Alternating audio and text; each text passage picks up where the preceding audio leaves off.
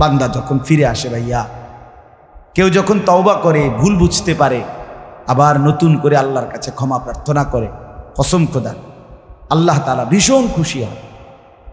হাদিসে আছে আল্লাহর কোনো বান্দা যখন তওবা করে, আল্লাহ তখন ফেরেশতাদেরকে বলে, আমার ফেরেশতারা 7 আসমান আর জান্নাত সাজিয়ে দাও। ফেরেশতারা জান্নাত সাজায়, আসমান সাজায়। ফেরেশতারা ডেকে বলে, রব্বুল আলামিন কি হলো যে কারণে আসমান সাজাইলেন, জান্নাত সাজাইলেন? রব্বুল আলামিন তখন বলে, আসলাহাল আবদু মাওলাহু, এক ভেগে যাওয়া গোলাম আজকে তার মনিবের সাথে সম্পর্ক ঠিক করে ফেলছে। আল্লাহ বলে, আমার এক গোলাম আমার থেকে ভাইগে গেছিল রে, অনেক দিন ওই আমারে সেজদা দেয় নাই, আজকে দিছে। অনেক দিন সে আমারে ডাকে নাই, আমি খুব কষ্ট পাচ্ছিলাম। আমার বান্দা আমার হাতে গড়া, আমার দেওয়া নাক, চোখ, কান, আমার দেওয়া জবান, আমার দেওয়া জিহ্বা, আমার গড়া বান্দা আমারে ভুলে আমার থেকে ছুটে গেছে। আজ আমার সেই ভেগে যাওয়া বান্দা আমার কাছে ফিরে আসছে। লাল্লাহু আশাদ্দু ফারাহান বিতাওবাতি আবদি, নবী সাল্লাল্লাহু আলাইহি ওয়াসাল্লাম বলেন, আল্লাহ তাআলা ভীষণ খুশি হয় বান্দা যখন তওবা করে। এজন্য যুবক ফিরে আসো, নওজোয়ান ফিরে আসো, নিজের ক্ষতি করো না। আমি প্রত্যেক দিন বলি ভাইয়া, তুমি মরে গেলে হ্যাঁ পৃথিবীর কিচ্ছু আসবে, এই বন্ধুরা ধোকা ধোকা। একটা ফোলা ফাইন, তুমি মরলে খানা বন্ধ করতে না, কসম খোদা তুমি লিখা নাও। তোমার একটা ফ্রেন্ড এক লগে যদি বইয়ে বইয়ে বিড়ি খায়, তোমার লগে গাঞ্জা খায়, ফুটটা খায়, বাবা খায়, মদখোর, গাঁজাখোর, একসাথে বইয়া উলঙ্গ ছবি দেখো, ওই জানোয়াররে জিজ্ঞেস করো বলে, আমি মরলে আমার ঠ্যাংটা ভাঙলে তুই একবেলা খানা বন্ধ রাখবি না। কথা বুঝেন নাই? ধোকা ধোকা, এগুলো ধোকা। ওরা কেউ থামবে না। আরে আপন বাপ মরলে যেই সন্তানরা দিনের বেলা দাফন কাফন করছে, তারা কি সেই সন্তানরা, আপন সন্তানরা রাতের বেলা ভাত খায় না? কথা বলেন না কেন? পাশের ঘর থেকে খানা রান্দাইয়ে আরো বেশি খায়, আরো একটু গোস্ত লাও, যেই কান্দাটা তুমি কাঁদছো আজগা। কি ভাইয়া? তাইলে আপন বাপ, তারপরেও তো সন্তান খানা খাইতেছে, তোমার লেগে কাঁদবে কে? এর জন্য পৃথিবী আমাদের কারো জন্য থামবে না ভাইয়া, থামবে না। সামনের গাড়ি অ্যাক্সিডেন্ট করে, পেছনের গাড়ি অপেক্ষা করে না, পাশ কাইটা কাইটা চলে যায়। জ্যাম বাজ্যা গেলে আরো চিৎকার শুরু করে, আরে লোক মরে গেছে, আরে মরলে মরুক বেটা, রাস্তা ক্লিয়ার করতে কও। ঠিক কিনা বলেন না কেন?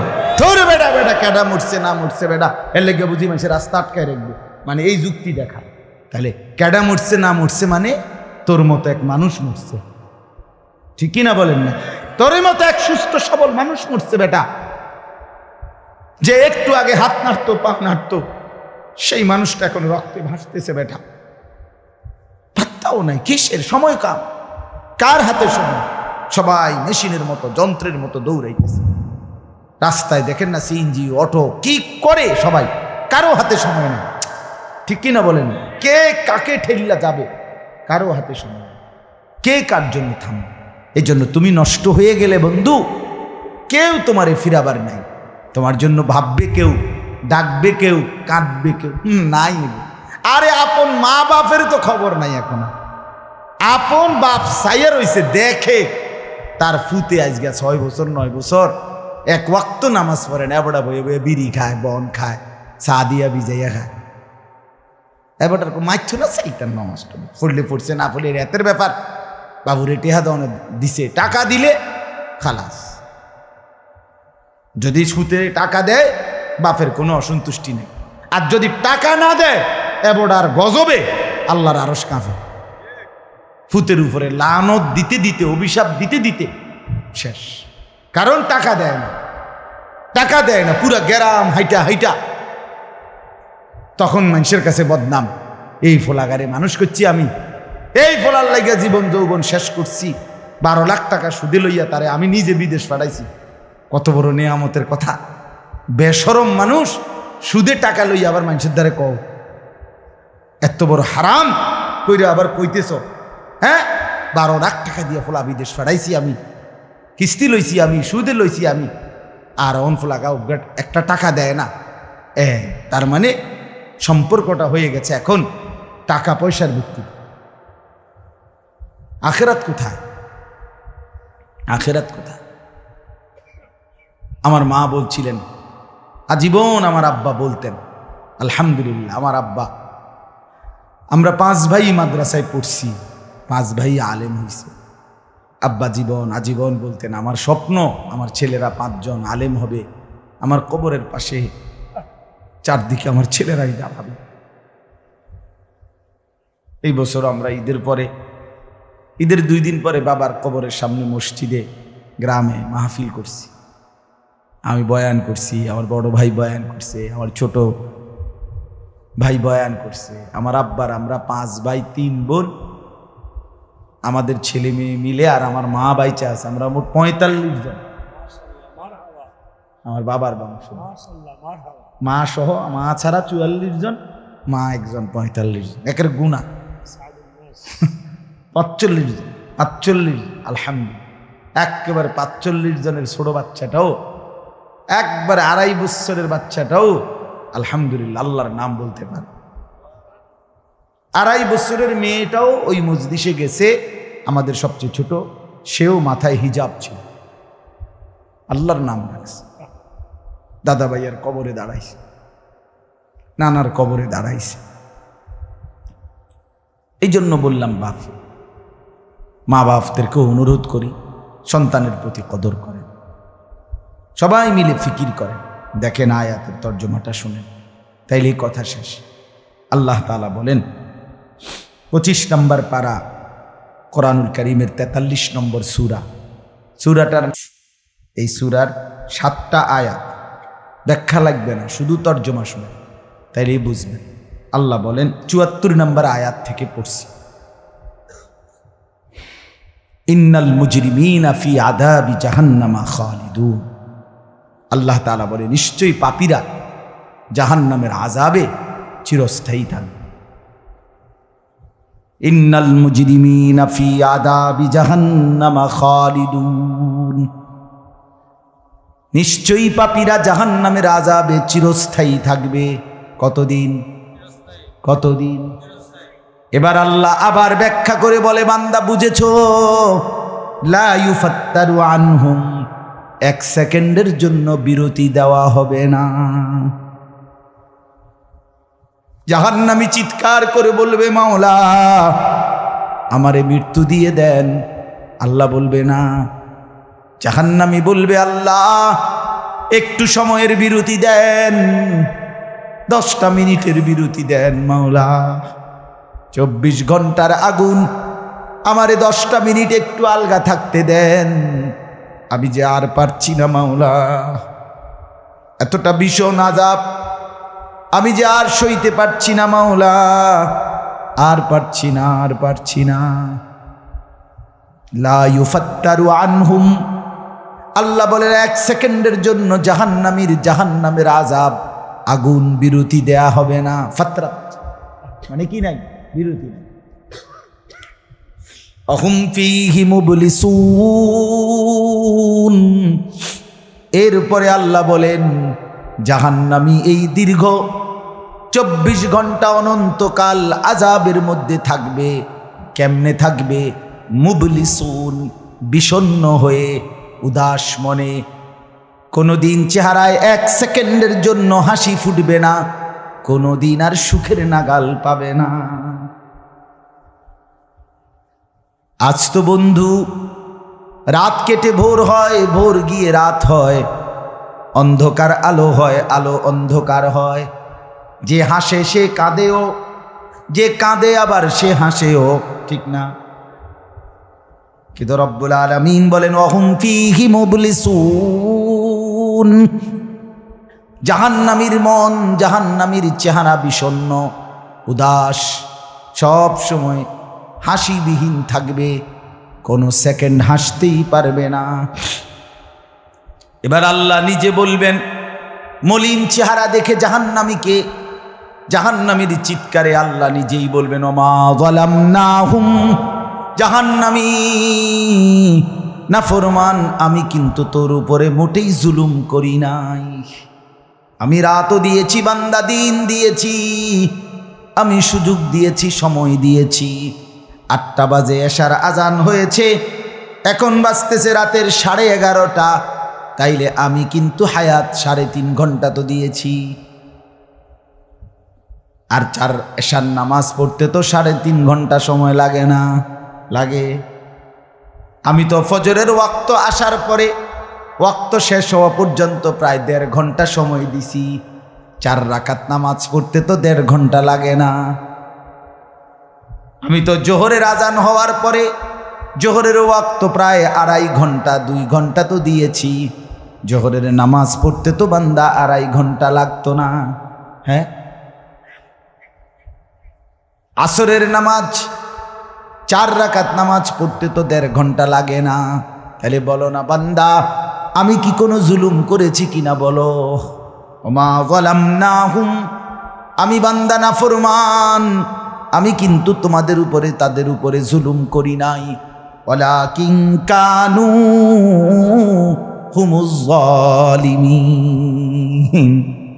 আল্লাহ বলে বরং নাফরমান জাহান্নামী তুই নিজেই নিজের উপরে জুলুম করেছিস। তুই আমার রাতকে গান বাদ্য আর সিনেমার নর্তকীর নাচ গান আর উলঙ্গ ছবিতে শেষ করে দিয়েছিস।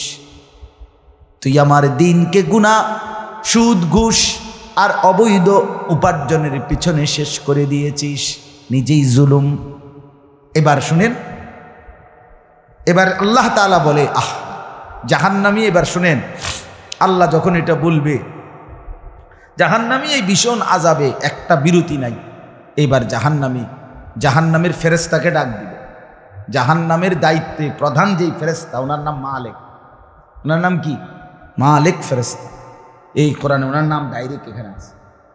জাহান্নামী বলবে ওয়ানাদাউ ইয়া মালিক লিয়াকদি আলাইনা রাব্বুক। ওহো,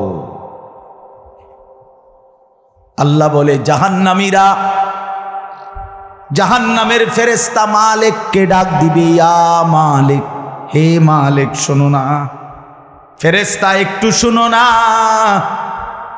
লিয়াকদি আলাইনা রাব্বুক, ফেরেশতাকে বলবে ফেরেশতা তোমার রব, তোমার আল্লাহকে একটু বলো না এমন কষ্টের আযাব না দিয়ে আমারে চিরতরে একবারে শেষ করে দিতে, আমি যে আর পারছি না। লিয়াকদি আলাইনা রাব্বুক, বলো না ফেরেশতা, তোমার মাওলাকে বলো না, তোমার রবকে বলো না আমারে একদম শেষ করে দিতে, আমারে মৃত্যু দিয়ে দিতে, আমি যে আর পারছি না।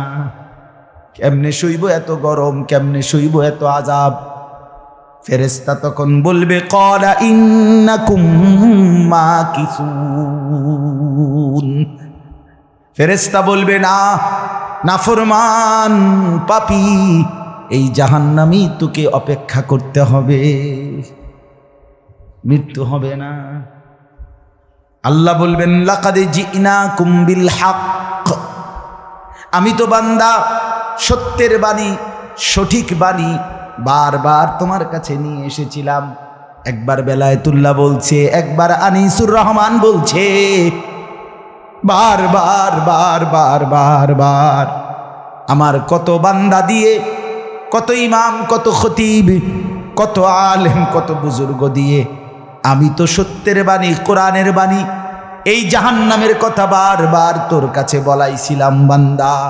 ওয়ালাকিন্না আকসারাকুম লিল হাক্কি কারিহুন, কিন্তু তোমরা তো অধিকাংশই আমার সত্যের আহ্বান, আমার কোরআনের আহ্বানকে অপছন্দ করেছ।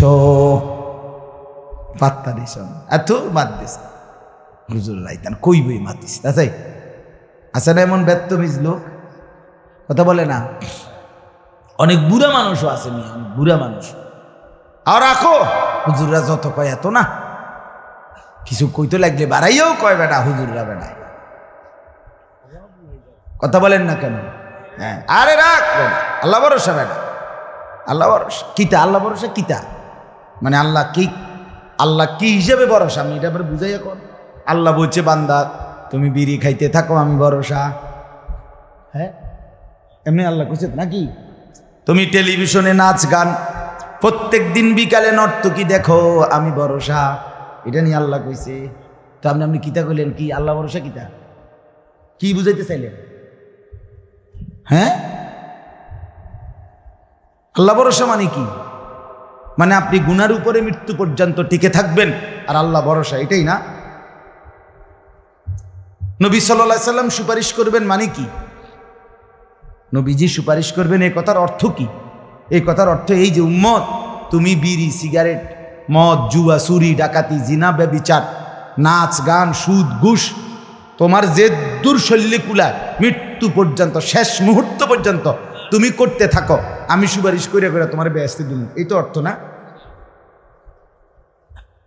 তো কি তা আপনি বলেন আমারে কি আসলে কি?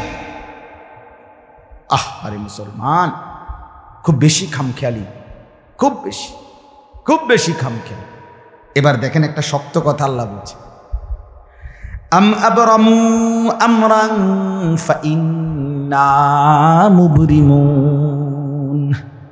আল্লাহ বলে জালেমরা পাপীরা তোরা আমার আযাব থেকে বাঁচবার কোনো ব্যবস্থা করেছো কিনা তোমরা ঠিক করো। ফাইন্না মুবরিমুন, আমি তোমাগরে কেমনে ধরবো শাস্তি দেব কি কি এগুলো আমি আল্লাহ আমারগুলো ঠিক করে ফেলেছি। যে আম আবরামু আমরান, তারা কি কোনো ব্যবস্থা করেছে কিনা জিজ্ঞেস করেন। ফাইন্না মুবরিমুন, আমার ব্যবস্থা আমি করে রাখছি। বুঝেন নাই কথাটা? আল্লাহ বলেন আমার শাস্তি দেব কি কি, আমার আযাব দেব কি কি আমি সব ঠিক করে রাখছি জাহান্নামে। তুমি বান্দা বাঁচবা কেমনে তোমারটা তুমি ঠিক করছো কিনা বলো। এবার শেষ আয়াত, আম ইয়াহসাবুনা আন্না লা নাসমাউ সিররাহুম ওয়া নাজওয়াহুম। আল্লাহ বলে নাফরমান পাপীরা জালেমরা দুশমনরা মনে করে আমি তাদের গোপন কথা অন্ধকারের গোপন পরামর্শ একেবারে চুপচাপ নিরিবিলি কথাগুলো আমি শুনতে পাই না। কারণ ইয়ারফোন লাগাই রাখছে না, শুনবো কেন? মা কানের মধ্যে দুইটা বল্টু লাগাইলে তার আল্লাহ শুনে না, কথা কয় না। হ্যাঁ, আল্লাহ জিজ্ঞেস করছে তুমি এই ভাবছো না তুমি যে কানের মধ্যে গান শুনবার টাইমে ইয়ারফোনের বল্টু লাগাইয়া রাখো, তুমি মনে করছো না ফরমান মাইনসে না শুনে না, তো মাইনসে যখন শুনে না আমিও শুনি না নাকি? জবাব দেন, ওই যুবক বলো না মিয়া। মাটির নিচে কিংবা অন্ধকারে অথবা একাকী কোনো গোপন জায়গায় তুমি যেই অসভ্যতা করছো, যেই ভিন নারীর সাথে কথা বলছো, বন্ধুদের অসভ্য আড্ডা দিচ্ছ, তুমি মনে করছো গ্রামের কেউ দেখে না, গ্রামের কেউ জানে না। আল্লাহ বলে তাহলে তুমি কি এই ভেবেছ যে আমি আল্লাহও জানি না? বালা, হ্যাঁ আল্লাহ বলেন আমি জানি, আমি শুনি, আমি দেখি। আর অরসুলুনা লাদাইহিম ইয়াকতুবুন, আমার পক্ষ থেকে মনোনীত ফেরেশতা ডান কাঁধে বাম কাঁধে তারা কিন্তু সাথে সাথে 24 ঘন্টা ইয়াকতুবুন লিখতেছে লিখতেছে লিখতেছে লিখতেছে কি না বলেন? ডান কাদের আর বাম কাদের ফেরেশতাকে তুমি তোমার থেকে আড়াল করবা কেমনে? বলেন না কেন? কেমনে আড়াল করবেন? সুযোগ আছে কারো? আল্লাহ আমাদেরকে বুঝ দান করে। অতএব বাপ, জাহান্নামীর আত্মচিৎকার শুনলেন আপনি, জাহান্নামী আল্লাহকে ডাকবে, জাহান্নামী ফেরেশতাকে ডাকবে, জাহান্নামী একটু আযাবের হালকা করতে চাইবে, জাহান্নামী মৃত্যু কামনা করবে, জাহান্নামী কতভাবে যে বাঁচতে চাইবে, কিন্তু কসম আল্লাহ বাঁচতে পারবে না। এজন্য দয়া করে রাত গভীরে মেহেরবানি করে চলেন প্রত্যেকে ইনশাআল্লাহ। সিদ্ধান্ত নিন শেষ পর্যন্ত। যে কয়জন যুবক টিকে রইলা, বসে রইলা, ভাইয়া তোমাদের কাছে অনুরোধ, আজকের থেকেই বদলাও ভাইয়া। আগামী দিনে মুসলমানের জন্য, ইসলামের জন্য খুব বেশি যুবকের দরকার। তোমরা তখন কি হবে? এজন্য আল্লাহকে নারাজ না করো, আল্লাহকে নারাজ না করো। দয়া করে ফিরতে চাই, আমরা ফেরাইতে চাই, নিয়ত করি ইনশাআল্লাহ। ঠিক আছে না? ইনশাআল্লাহ নতুন করে ভাবো, সবাই একসাথে ভাবা পারবা না। যেই যুবকদের ফিকির আছে, বুঝ আছে, দিমাগ আছে, তুমি নামাজ পড়ো, ইনশাআল্লাহ ভালো হবে। তুমি মোবাইল প্রয়োজনে ব্যবহার করো, যার যেটুকু প্রয়োজন এটুকুই দেবো। শুধু শুধু নারীর ছবি, নাচ, গান, অস্থির দৃশ্য কোনো দরকার নাই। আর হিম্মত করে নামাজ, মরি বাসি, এত বেজ্জুতি কথা শোনার চাইতে, এত কষ্টের চাইতে, পরকালের অশান্তির চাইতে নামাজ পড়বো আমরা। দেখবেন ছেলেরা তোমরাও হিম্মত করে শুরু করলে 5 ওয়াক্ত নামাজ ওষুধের মতোই মনে করো না, বিষ ওষুধ, তিতা ওষুধের মতো। দেখবা একটা মাস যদি কেউ একটু জন্মা যে মরি বাসি নামাজ পড়মুই, কসম একসময় এটা মজাদার হয়ে যায়। হ্যাঁ, সেজদা দিলে খুব মজা হয়। সেজদা দিলে বান্দা আল্লাহ পিঠে মাথায় আদর করে হাত বুলায় দেয়, খুব আদর করে। আল্লাহ পাক খুশি হয়, বান্দাকে কোলে তুলে নেয়, আদর করে। এই জন্য আমরা দয়া করে ইনশাআল্লাহ নামাজ পড়ি। পর্দার আড়ালের মা বোন যারা আছেন, মা আপনি যদি বেপর্দা হন, আপনিও শেষ হইলেন, এলাকার ছেলেগুলোকেও নষ্ট করলেন। একজন বেপর্দা নারী শুধু নিজে গুনাহগার না, সে অসংখ্য মানুষকে পাপে অংশগ্রহণ করায়। এই জন্য একজন বেপর্দা নারী সে সরাসরি জাহান্নামের ফেরিওয়ালা। সে কিসের ফেরিওয়ালা? জাহান্নামের ফেরিওয়ালা। সে জাহান্নামের ফেরিওয়ালা, আগুনের ফেরিওয়ালা। কারণ সে তো তার রূপ যৌবন দেখাইতেছে, ফেরিওয়ালার মতো পিছনে পিছনে ডাকতেছে অসংখ্য যুবককে, দেখো আমাকে, বরবাদ করো নিজেকে, বরবাদ করো নিজের চরিত্র, বরবাদ করো নিজের কবর, বরবাদ করো নিজের আখেরাত। তাহলে সে গুনাহের ফেরিওয়ালা, সে জাহান্নামের ফেরিওয়ালা, সে অসভ্যতার ফেরিওয়ালা। এই জন্য একটি সমাজের মধ্যে সবচেয়ে নিকৃষ্ট বেপর্দা নারী, বেপর্দা নারী। আল্লাহ তাআলা আমাদের মা বোনদেরকেও হেফাজত করে। আজকের মাহফিল যে যুবকরা সাজাইছে, আল্লাহ তাআলা সমস্ত নওজোয়ানদেরকে কবুল করে। বাস্তবতা হইল আসলে 4-5 মাস, মেন শীত সিজন 4 মাস, 5 মাস। এখন 5 মাসে যদি 30 দিন করে হয়, তাহলে হলো 150 দিন। যদি প্রতিদিন 2টা করে মাহফিল দিতে হয়, দেওয়া যায়, তাহলে 300 মাহফিল মনে করে। এখন মাহফিলের কাগজ আমার গাড়িতে এখনো আছে, মনে মনে কমপক্ষে 1.5-2 হাজার এটি আমরা ফরিয়া রয়েছে কাগজ, ব্যাগ ভরা এতটি কাগজ। আর আমি কি করতে পারি? কেমনে দাও, কিভাবে দাও এগুলো? আচ্ছা, সারা বাংলাদেশ তো নবীনগরকেই বলে, ঠিক না? বাংলাদেশ মানে তো নবীনগর। আপনি বলেন সারা দেশ থেকে এই মাহফিল নিয়ে কাবজাব, কত মানুষের আবেদন, অনুরোধ, কাকুতি মিনতি। এরপরও আমাদের এই মুফতি বেলায়েতুল্লাহ সাহেব এবং আমাদের এই নবীনগর এসআর মসজিদের ইমাম মকবুল ভাই, মৌলানা মকবুল সাহেব, এরা সবচেয়ে বেশি মাহফিলেই, কম না আলহামদুলিল্লাহ। আমি চেষ্টা করছি, ওনাদেরকে অনেকগুলো মাহফিল দিচ্ছি, আরও দেওয়ার ফিকির আছে, কিন্তু আসলে সময় একদমই অল্প। মূলত খুব বেশি ডেট নাই, কুলাম যায় না, এই জন্য এই সময় দিতে হয়েছে। ওই ভাই ইমাম সাহেব অনেক অনুরোধ করছে, আমারও মনে আছে, ওখানে বারবার বেশি অনুরোধ করছে। এই জন্য যাক, আল্লাহর দয়া আশা হয়েছে। আমিও আপনাদের জন্য দোয়া করি, আপনারাও আমার জন্য দোয়া করবেন। আল্লাহ তাআলা আমাদের সবাইকে মিলে মিশে দ্বীনের কাজে অংশগ্রহণ করার তৌফিক দান করেন। আমিন। দোয়া করুন, আল্লাহ কবুল করেন।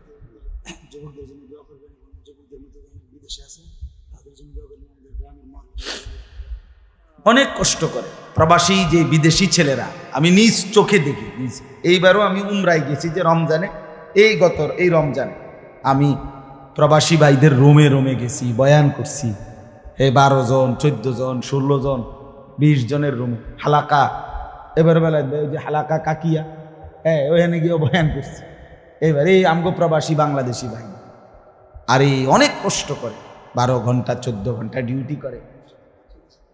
হ্যাঁ, এরপরে আপনার এই ছোট্ট একটা রুমের মধ্যে 14 জন 16 জন একসাথে ঘুমায়, নিজেরা রান্না করে খায়, নিজেরা। ঠিক আছে, কথা হবে ইনশাআল্লাহ। হ্যাঁ, এই জন্য এরা অনেক কষ্ট করে। এই কসবার এক ছেলে, আমি এক মাস এবার আমার এইবার রমজানে জড়ায় ধরা আমার কানছে অনেকক্ষণ, বিদেশ মক্কায়। ছেলেটা আমারে বলতেছে, হুজুর আমি 8 বছরে আজকে বিদেশ করি, এই 8 বছরে কোনোদিন এই বিদেশে একজন ভালো ডাক্তার কোনো শরীরে কোনো রোগ সুখের জন্য দেখাইনি। কয়েকজন ডাক্তার যদি দেখাই তাহলে হেরার যে ওষুধ টষুধ দিবে আমার 15-20 হাজার টাকা চলে যাবে খরচ। কয় তাইলে আমি বাড়ির টাকাটা পাঠামু কেমন? কয় এই জন্য ব্যথা বেদনার একটা ট্যাবলেট খাইয়া পইরা থাকি হুজুর, আর এই কলজার মধ্যে জমাইয়া টাকাগুলো সব বাড়িতে পাঠায়।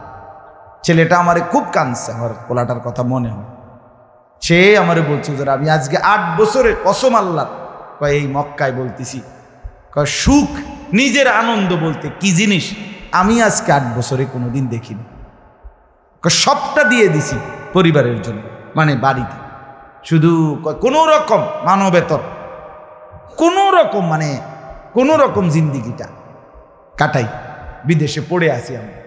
কিন্তু এরপরে বাবা এতটা কষ্টের টাকা পাঠাবার পরে যেই স্ত্রী, যেই বিবি বাজারে বাজারে ঘুরে, বেপর্দা ঘুরে, মোবাইলে সারা দিন রাত পড়ে থাকে, স্বামীর পবিত্র আমানত, নিজের ইজ্জত, নিজের সতীত্ব নষ্ট করে, পরকিয়া, ভিন কোনো পুরুষের সাথে অবৈধ কোনো সম্পর্ক করে, তার মতো অসভ্য, নির্লজ্জা, বেহায়া, অসভ্য নারী আল্লাহর জমিন আর কেউ হইতে পারে না। তোর জন্য বেটি, তোর ছেলেটার জন্য, বাচ্চাগুলোর জন্য এই ছেলেটা, এই পুরুষটা আজকে 6টা বছর, 8টা বছর, 12টা বছর বেটা বিদেশের জমিনে পড়ে আছে, আর বিনিময়ে তুই নিজের জিন্দিগি নষ্ট করে দিলা, স্বামীর পবিত্র আমানত নষ্ট করে দিলা তুমি। এই জন্য দয়া করে, আমার কথাটা যদি একটু শক্ত হয় মাফ করে দিয়েন আমার, কিন্তু প্রবাসীর বিবিদেরকেও বলি, বোন দয়া করে নিজের ইজ্জত, আব্রু, সতীত্ব, নিজের চরিত্রের হেফাজত কষ্ট করে হলেও, আপনার জন্য স্বামী বেচারা কষ্ট করে, আপনিও তার জন্য কষ্ট করেন, মিলেমিশে সবর করিলে, চরিত্রের হেফাজত করিলে একদিন দুইজনই জান্নাতি হবে।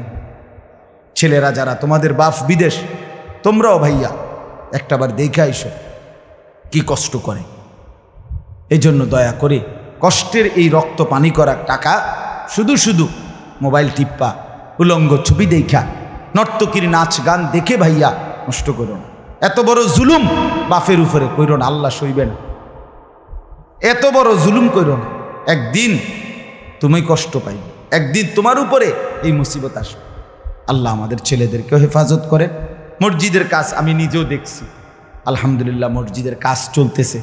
দয়া করে সবাই মিলে মসজিদের দিল খুলে দান করবেন। মনে রাখবেন হাদিসের মধ্যে আছে, আল্লাহ নবী সাল্লাল্লাহু আলাইহি সাল্লাম বলছেন, ইসরাফিল যখন ফু দিবে কিয়ামতের দিন সব কিছু ধ্বংস হবে, হবে কি না? কথা বলেন না।